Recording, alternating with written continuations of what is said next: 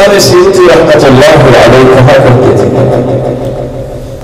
تعلیم الصبيان القرآن اصل من اصول الاسلام به ينشأ على الفطرة ويسبق الى قلوبهم انوار الحكمة قبل تمكن الاهواء منها وسوابقها باقدار المعصية والضلال. بچے کو قرآن مجید کی تعلیم دینا اصل الاصول ہے.